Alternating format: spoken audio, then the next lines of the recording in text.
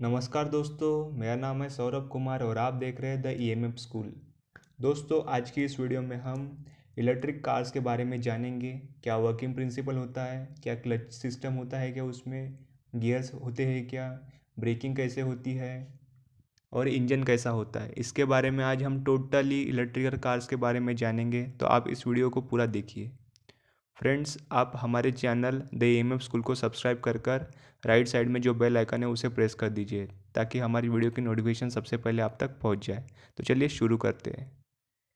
देखिए दोस्तों, आजकल प्रचलन में सबसे ज़्यादा हम टेस्ला की कार जो इलेक्ट्रिक कार्स है उसके बारे में बहुत ज़्यादा सुनते आ रहे हैं कि इलेक्ट्रिक कार्स ऐसी होती है वैसे होती है। पर आज हम पूरा इलेक्ट्रिक कार्स के बारे में जानेंगे कि उसका कंट्रोल प्रिंसिपल क्या होता है, वर्किंग प्रिंसिपल क्या होता है और ब्रेकिंग सिस्टम कैसा होता है, और जो बैटरीज वगैरह होती है वो कैसे होती है, कितना बड़ा इंजन होता है, कितना छोटा इंजन होता है, हम सब आज इसके वीडियो में देखेंगे। तो देखिए दोस्तों, आपके स्क्रीन के ऊपर इलेक्ट्रिक कार्स लिख के आ रहा है। उसके बाद हम देखेंगे जैसे आप ये कन्वेंशनल कार जो आजकल पेट्रोल डीजल की कार होती है, पेट्रोल की और जो डीजल की कार होती है वो कार मैंने ली है। इलेक्ट्रिक कार मुझे मिली नहीं थी, पर आप देखेंगे तो देखिए दोस्तों, यहाँ पर व्हील्स होती है, विंडशील्ड होती है, सामने में होता है इंजन या पीछे में इंजन होता है। जैसे आपको पता है डीजल इंजन या पेट्रोल इंजन बहुत बड़े बड़े होते हैं, वो इसमें होता है। और पिस्टन मैकेनिज़्म होता है जिससे अंदर बाहर होकर चक्के पर, यानी जो आपकी व्हील है, एक्सल है, उसके ऊपर ये मिलता है, रोटेटिंग फोर्स मिलती है। तो उससे आपका जो पहिया होता है वो चलता है। और गियर से देखिए दोस्तों, हम किसी किसी में जैसे ऑटोमेशन गियर होते हैं, ऑटोमेटिक गियर होते हैं, जैसे हमारे स्कूटी में एक्टिवा हो गया या प्लेजर हो गया, जिसमें सिर्फ आपको रेस करना होता है तो वो ऑटोमेटिक गियर कहते हैं। और जैसे हमारे बाइक्स होती है, मोटरसाइकिल्स होती है, जिसमें हमें मैन्युअली गियर फिट करना होता है तो उसे गियर वाले कहते हैं। कुछ ऑटोमेटिक होते हैं, कुछ गियर होते हैं। तो आजकल भी वैसे देखेंगे दोस्तों कि पेट्रोल और डीजल कार में भी ऑटोमेटिक या तो गियर सिस्टम आ चुका है। ऑटोमेटिक सिस्टम तो अभी आ चुका है, गियर सिस्टम तो पहले ही था। तो देखिए दोस्तों, ये है उसकी व्हील्स होती है, सामने का पोर्शन होता है, पीछे का पोर्शन होता है। इंजन कहीं भी रह सकता है, सामने भी रह सकता है, पीछे में भी रह सकता है। ठीक है दोस्तों, तो आज हम देखेंगे इसमें क्या होता है, इलेक्ट्रिक्स कार्स में क्या होता है। तो देखिए दोस्तों, इंजन कैसा होता है, क्या गियर सिस्टम्स होते हैं, क्या क्लच कैसा होता है, एक्सीलेटर कैसा होता है, ब्रेकिंग सिस्टम क्या होता है, आज हम सब इसमें देखेंगे। तो देखिए दोस्तों, हम सबसे पहले लेते हैं कि इंजन। देखिए दोस्तों, इंजन जो होता है हमारा, इसमें क्या होता है, देखिए दोस्तों कि जो पेट्रोल और डीजल की जो कार्स होती है या कोई भी आप गाड़ी देखेंगे पेट्रोल और डीजल की, तो उसमें बहुत बड़ा पार्ट जो होता है, यानी बहुत बड़ा पार्ट जिससे गाड़ी का, कोई भी गाड़ी का कम से कम आप जो हैवीनेस होता है वो उसकी वजह से ही होता है, इंजन की वजह से होता है। तो इस जो हमारी गाड़ी है इलेक्ट्रिक कार्स, इसमें देखेंगे दोस्तों कि इंजन नहीं होता है।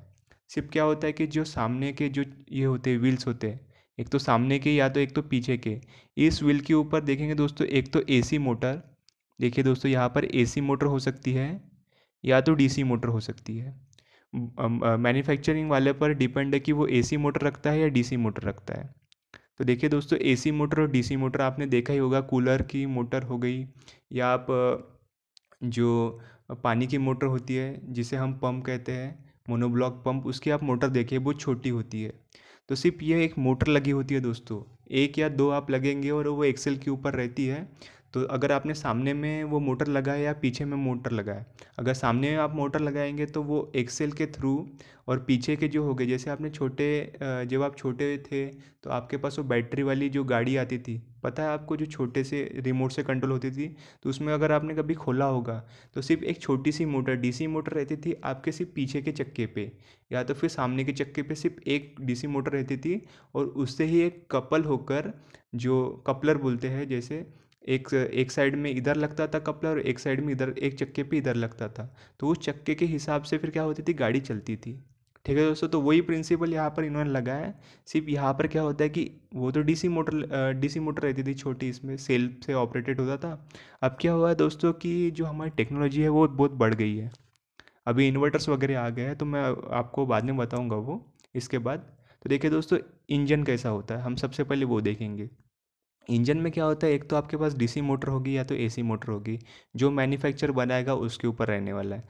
अगर एसी मोटर लगेंगे दोस्तों तो आपको एक सर्किट और लगानी पड़ेगी, वो है हमारा इन्वर्टर। इन्वर्टर क्या करता है दोस्तों कि जो बैटरी रहती है, बैटरी में से जो बैटरी से क्या मिलेगा आपको, डीसी मिलेगा। ठीक है दोस्तों, तो डीसी को क्या करेगा इन्वर्टर एसी में कन्वर्ट करके, यानी आप इन्वर्टर के ऑन इनपुट में अगर आप डीसी दोगे तो वो जो इन्वर्टर है अ, वो क्या करेगा उसे एसी में कन्वर्ट करेगा, यानी डीसी पावर को वो एसी पावर में कन्वर्ट करेगा। और वो जो एसी होगा वो क्या होगा, हमारे जो एक्सीलेटर पे आएगा, और फिर एक्सीलेटर से क्या होगा, वो हमारे एसी मोटर पे जाएगा। एसी मोटर में जा सकता है, डीसी मोटर में जा सकता है।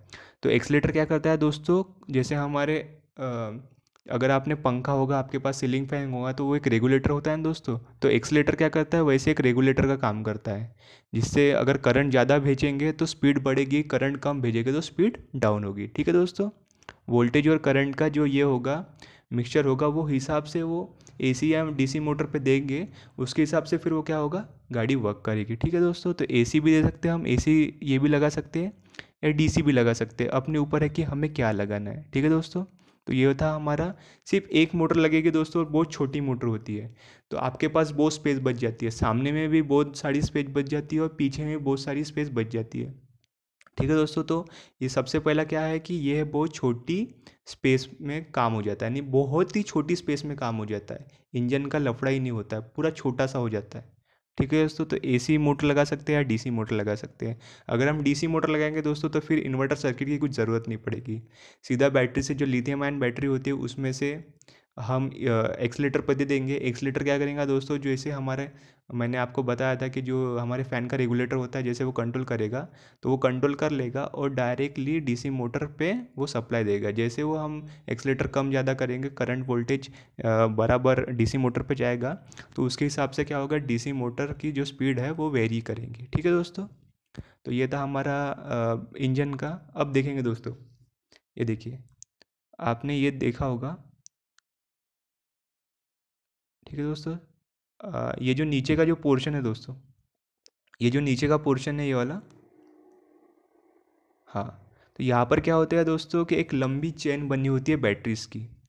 बैटरी जो लिथियम आयन बैटरी होती है ना दोस्तों, जो हमारे फ़ोन में वगैरह होती है, लैपटॉप में रहती है, या तो फिर जो फ़ोन के जो पीछे फ़ोन में जो बैटरी लगती है वो भी लिथियम आयन होती है।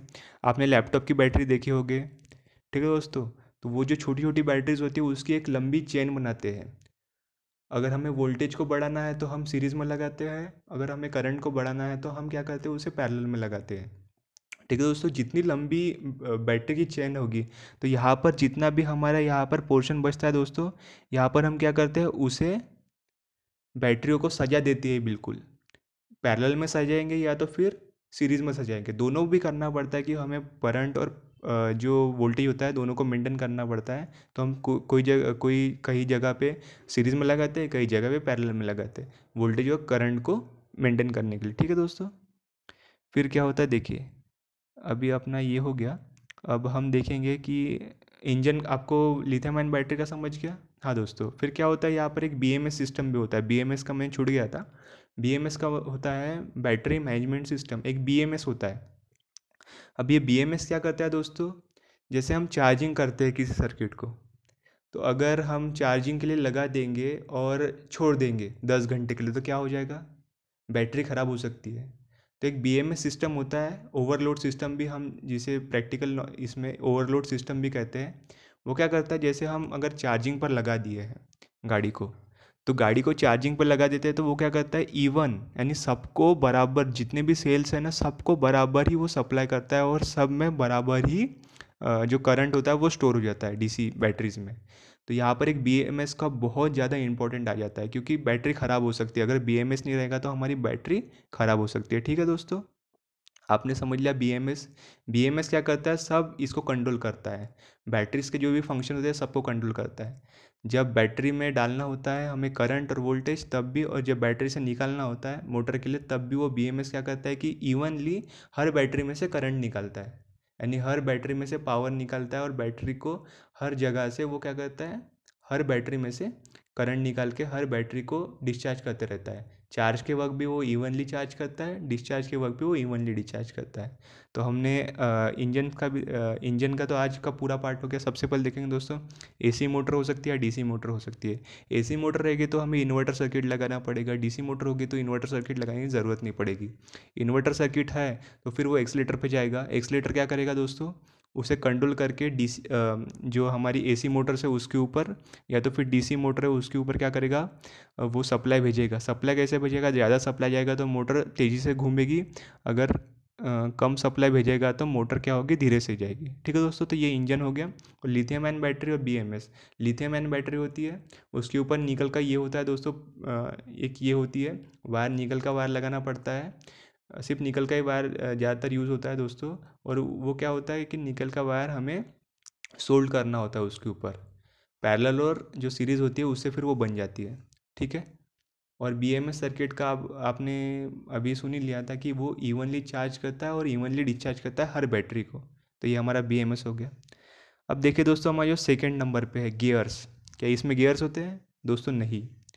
ये जो हमारी जो इलेक्ट्रिक कार्स होती है इसमें गियर सिस्टम नहीं होता है, इसमें ऑटोमेटिक सिस्टम होता है। जैसे हमारे स्कूटी में होता है ना दोस्तों ऑटोमेटिक गियर। जैसे हम जब एक्सीलेटर बढ़ाते हैं तो उसके हिसाब से क्या होता है दोस्तों, गाड़ी की स्पीड बढ़ती है। तो यहाँ पर गियर का सिस्टम नहीं है।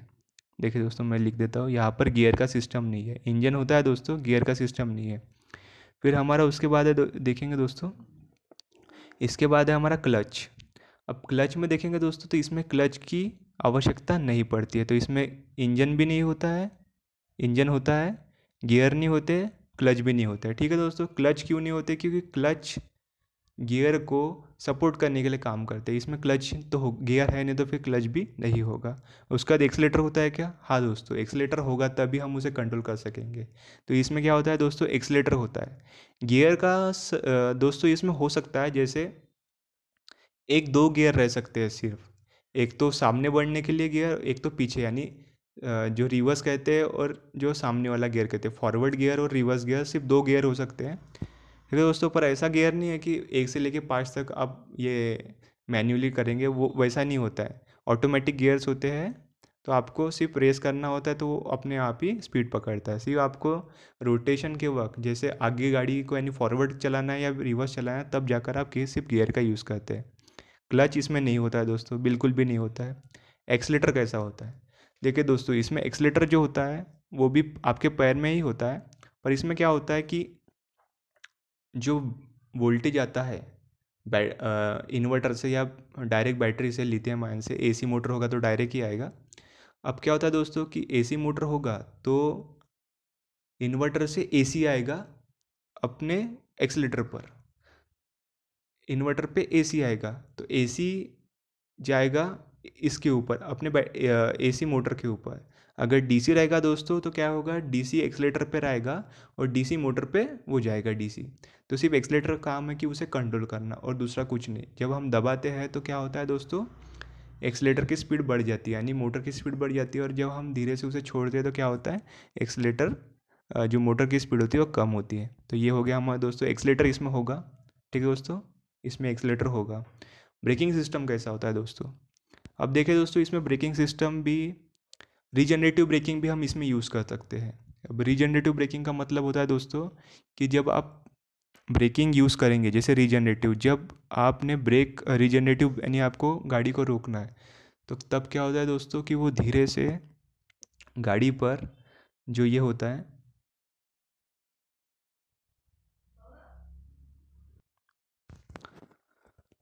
अब देखेंगे दोस्तों हम ब्रेकिंग सिस्टम। ब्रेकिंग सिस्टम कैसा होता है इलेक्ट्रिक कार्स में? तो देखिए दोस्तों, ब्रेकिंग सिस्टम क्या होता है। हम यहाँ पर दो टाइप के ब्रेकिंग सिस्टम यूज़ कर सकते हैं। एक तो frictional braking system. Friction braking system का मतलब होता है दोस्तों, जो आपने जो कन्वेंशनल गाड़ी में होते हैं दोस्तों, वो फ्रिक्शनल ब्रेकिंग सिस्टम होता है। जिससे वो ब्रेक शू से क्या होता है दोस्तों, जो व्हील होती है उसका जो हब होता है उसके ऊपर वो फ्रिक्शन बनाकर गाड़ी को धीरे धीरे से रोकता है। एक तो आप फ्रिक्शनल ब्रेक लगा सकते हैं, दूसरा है दोस्तों डिस्क ब्रेक लगा सकते हैं आप गाड़ी पर। डिस्क ब्रेक तो आपने देखा ही होगा, वहाँ पर ऑयल के थ्रू वो जो ये होता है, पिस्टन होता है, उसको कंट्रोल करते हैं और वो जाकर उसके ऊपर बैठ जाता है। तो क्या होता है, गाड़ी रुक जाती है, तो ब्रेकिंग सिस्टम वो यूज़ कर सकते हैं डिस्क ब्रेकिंग। पर देखिए दोस्तों, इसमें हम रीजनरेटिव ब्रेकिंग यूज़ करते हैं ज़्यादातर इलेक्ट्रिक कार्स में। रीजनरेटिव ब्रेकिंग का मतलब होता है दोस्तों, जब आपने ब्रेक लगाया तो ब्रेक आप डायरेक्ट नहीं लगा सकते, क्योंकि इसमें होती है इनर्शिया में गाड़ी होती है।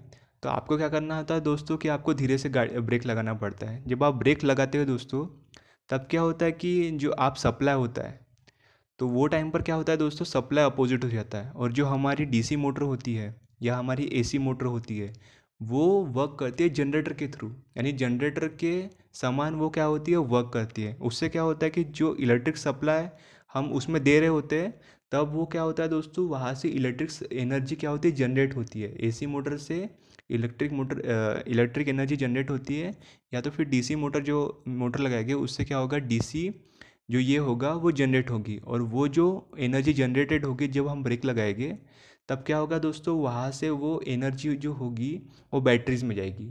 तो देखिए दोस्तों, हम क्या करते हैं, ज़्यादातर रीजनरेटिव ब्रेकिंग ही यूज़ करते हैं। ठीक है दोस्तों, फ्रिक्शनल ब्रेकिंग भी यूज़ करना पड़ता है हमें, डिस्क ब्रेक भी यूज़ कर सकते हैं, और रीजनरेटिव ब्रेकिंग सबसे बेस्ट होती है इलेक्ट्रिक में, क्योंकि वहाँ पर एनर्जी वापस आती है। ठीक है दोस्तों, जो काइनेटिक एनर्जी होती है, जब आखिरी में हमें रुकाना होता है गाड़ी, जो व्हील की जो काइनेटिक एनर्जी होती है उससे हम क्या करते हैं, एसी मोटर से एसी जनरेट करते हैं, या डीसी मोटर से डीसी करंट जनरेट करके वो बैटरीज में आता है। ठीक है दोस्तों, तो ये था हमारा ब्रेकिंग सिस्टम। देखिए दोस्तों, जो कन्वेंशनल गाड़ी होती है वो इसमें आईसी इंजन यानी इंटरनल कंबशन इंजन यूज़ होता है, और इसमें तो इंजन होता ही नहीं है दोस्तों, सिर्फ छोटी सी मोटर होती है, बहुत कम स्पेस होता है, और जिसके वजह से आपका क्या होता है, स्पेस की बचत हो जाती है। अब देखेंगे दोस्तों, इलेक्ट्रिक कार्स में समस्या क्या है। देखिए दोस्तों, जो कन्वेंशनल कार होती है, जैसे पेट्रोल की कार हो गई या डीजल की कार हो गई, उसमें क्या होता है कि जो हमारा फ्यूल होता है वो हम 5 सेकंड के अंदर भी भर सकते हैं, या 1 मिनट के अंदर भी हम पूरा जो कार की टंकी है वो फुल कर सकते हैं। यानी हम जितना फ्यूल उसमें डालेंगे उतना ये हो जाती है, वो ज़्यादा दूर जा सकती है। जैसे जैसे फुल फ्यूल डालेंगे वैसे वैसे गाड़ी किलोमीटर कवर करेंगी। जैसे हम उसे 5 सेकंड में यानी 1 मिनट में भी हम पूरी फुल टंकी कर सकते हैं, टैंक फुल कर सकते हैं, पर इलेक्ट्रिक कार्स में ऐसा नहीं होता है दोस्तों। यहाँ पर आधा घंटा मिनिमम 20 मिनट्स तो भी कार को लगा के रखना पड़ता है इलेक्ट्रिक चार्जिंग स्टेशन में। सिर्फ इतना ही एक डिसएडवांटेज है दोस्तों इसमें, इलेक्ट्रिक कार्स में, कि हमें इसे चार्जिंग जल्दी नहीं होती, इसलिए हमें क्या होता है, इसमें बहुत टाइम लगता है। सब देखिए दोस्तों, इसमें क्या होता है, आपको मैं बताता हूँ, इसमें क्या होता है, चार्जिंग इशू होता है। चार्जिंग का सबसे ज़्यादा इशू होता है दोस्तों, चार्जिंग का सबसे ज़्यादा इशू होता है, क्योंकि टाइम बहुत लगता है दोस्तों। और जो नॉर्मल कार होती है उसमें कुछ भी चार्जिंग का इशू नहीं होता, जल्दी के जल्दी चार्ज हो जाता है। दूसरा इशू, इसमें इशू तो बहुत कम है दोस्तों, क्योंकि चार्जिंग का है और एक बैटरीज़ का है, कि बैटरीज़ की लाइफ क्या होती है दोस्तों, 5 साल। अब जो बैटरीज़ होती है दोस्तों वो 1/3 कीमत की होती है, यानी जो अमाउंट होता है बैटरीज़ का वो 1/3 होता है टोटल कार के हिसाब से, लिथियम आयन। अब क्या होता है दोस्तों, 3 साल या 4 साल वो बैटरी चलती है, उसके बाद क्या होता है, वो बैटरी ख़राब हो जाती है। बैटरी ख़राब नहीं होती दोस्तों, हम उसे दूसरे इसमें यूज़ कर सकते हैं, जैसे लैपटॉप में यूज़ कर सकते हैं, दूसरे अन्य जगह पर भी यूज़ कर सकते हैं, पर वो क्या होता है कि वो उसमें नहीं यूज़ हो सकती कार में। तो चार्जिंग का एक इशू होता है, यानी चार्जिंग के जल्दी चार्ज नहीं होती है गाड़ी, और बैटरीज ख़राब हो सकती है। ठीक है दोस्तों, तो ये दो ये है, यानी बैटरीज भी ख़राब हो सकती है, बैटरी ख़राब हो सकती है। ये दो मेजर इशू है दोस्तों इसमें, इलेक्ट्रिक कार्स में। और इसके एडवांटेज देखेंगे दोस्तों हम, सबसे पहले इसमें क्या होता है कि सिर्फ बेरिंग की आवाज़ आती है। जैसे हमारे जो पुराना इंजन होता है उसमें पिस्टन की आवाज़ आती है, इसमें सिर्फ बेरिंग की आवाज़ आती है, और दूसरा कुछ भी आवाज़ नहीं होता है, सिर्फ बेरिंग का आवाज़ होता है। ठीक है दोस्तों, एनवायरनमेंट एनवायरनमेंट इसमें यानी एनवायरनमेंट पोल्यूशन नहीं होता है, कुछ भी पोल्यूशन नहीं होता है, साउंड पोल्यूशन भी नहीं होता है, ना ही गैस का पोल्यूशन होता है, कुछ नहीं पोल्यूशन, गैसेस पोल्यूशन भी नहीं होता है, साउंड का भी पोल्यूशन नहीं होता है। ठीक है दोस्तों, तो ये था दोस्तों हमारा इलेक्ट्रिक कार्स के बारे में जानकारी। दोस्तों आपको वीडियो कैसा लगा मुझे कमेंट में बताइए, वीडियो को शेयर करिए, चैनल को सब्सक्राइब करिए, वीडियो को लाइक करिए। Keep smiling. नमस्कार।